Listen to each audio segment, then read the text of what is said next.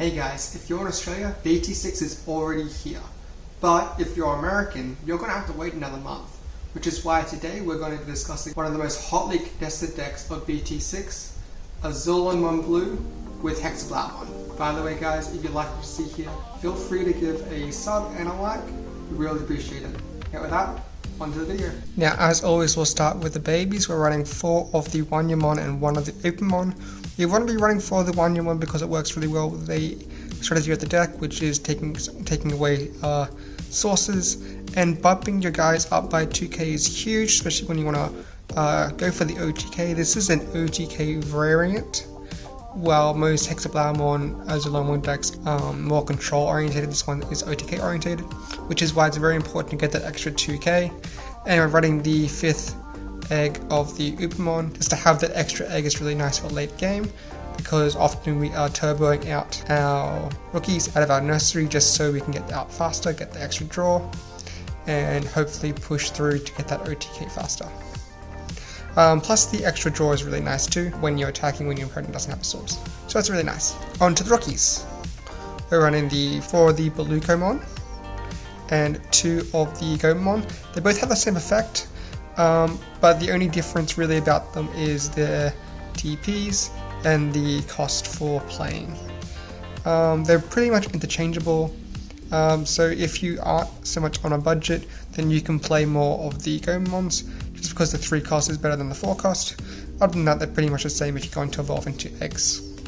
A lot of people play 4 and 4, but I'm deciding to go for a 4 and 2 variant, just because I want a wider range of rookies, because you want to see the right rookie in the right situation to get that better effect off.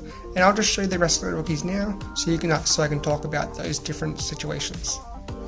We're also running the 3 copies of the Digimon. These will give plus 2000 DP when your opponent has no Digimon in play with a source. This will help you OTK, pumping your Azulongmons or your Hexeblaumons up a lot, so they won't die to surprise Omnimons in the security, even if your Hexeblaumon has jamming. This is mostly for the Azulongmon punching for a lot of security. We've also got the BT6. Coming into BT6, there's a lot of cards that give you memory, especially the new option cards memory boosters. These Betamons here are like a counterplay to the new meta that we're coming into, so they're really important. And then the Gabumon give you the extra draw. This will be really important to add a little bit more consistency with the deck and speed it up a little bit more. So we're running 5 different kind of rookies, when usually people will cut the Gabumon and just go for the 4 and 4 split for the Azulongmon and the Digimon.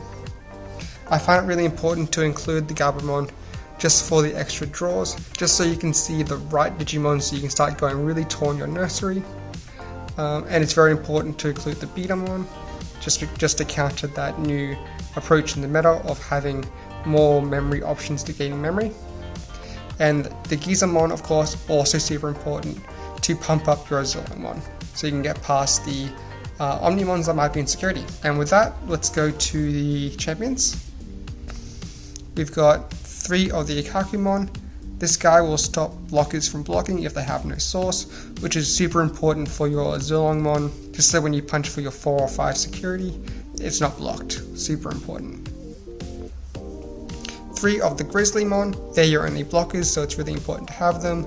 3 of the Tabukimon. This is 3 cost hard play, which is a nice consistency with that guy and all the rookies we're playing. It makes it really consistent to not brick when you don't see a rookie. You might see a Tabukimon, so you can hard play that for less cost than you would hard play, say, a Grizzlymon or one of these ultimates. And of course we're running 2 of the Lobomons to evolve your teams. It's really nice when you just need the final hidden to finish the OTK. Plus having that 2 memory to evolve over him is really easy to do with all the memory gaining effects we have. Ultimates, we're running 1 of the Wagurumon, 3 of the Crespaludramon, and 4 of the Maduramon. Maduramon and Crespaludramon are really good because you can pump up your guys to have an extra security CAC, or unsuspend him to finish up an OTK, which is really nice for Maduramon. And also they both have effects to trash out sources, which is really nice. The Wagurumon has pretty much the same effect as the Pilgrimon, as a source, so they're pretty interchangeable. I just didn't have a 4th Hexeblaumon on me, so I just substituted in a Wagurumon. They pretty much work exactly the same. Megas, the stars of the decks. We've got 4 of the Azulongmon. This is an OTK variant, so 4 of them is brilliant. Trash 1 at the bottom of all your opponent's Digimon, and you gain 1 memory for all the Digimon they don't have sources, plus security attack +1 for all of the Digimon your opponent doesn't have sources of.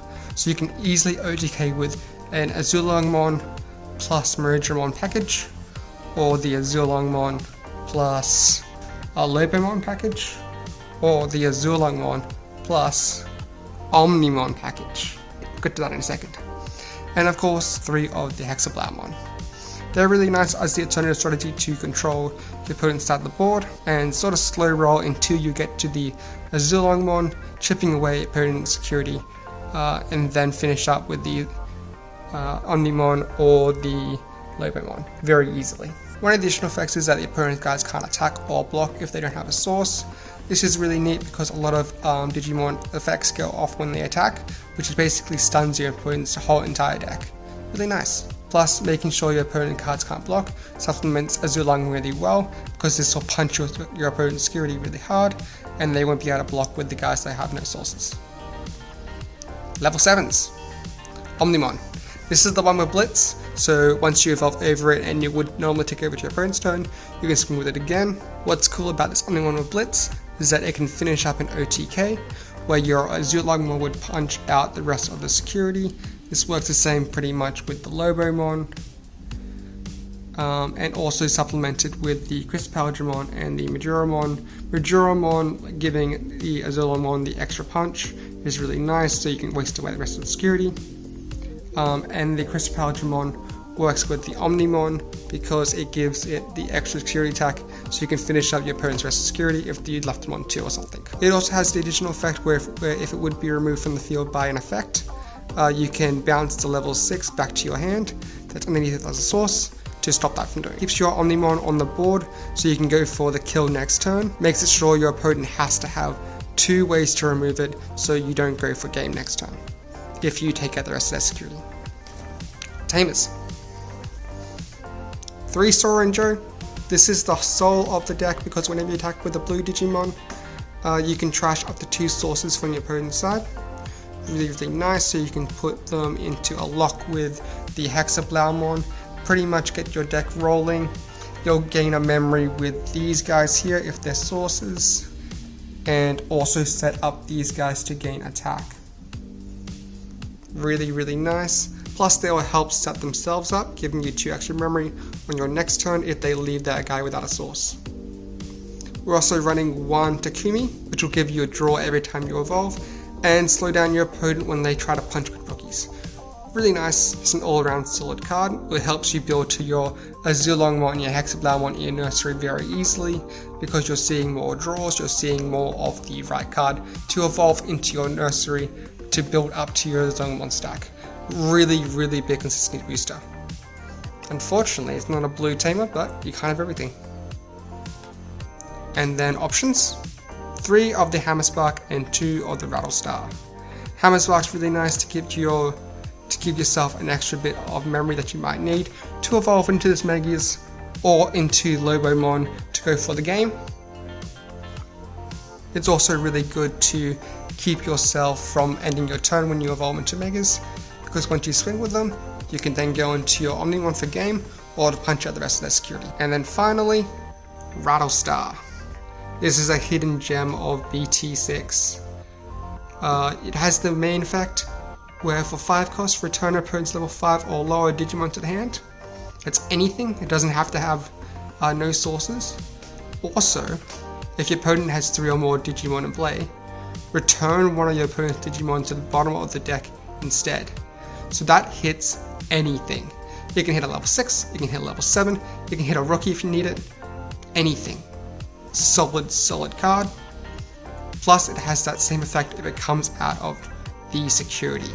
So cool.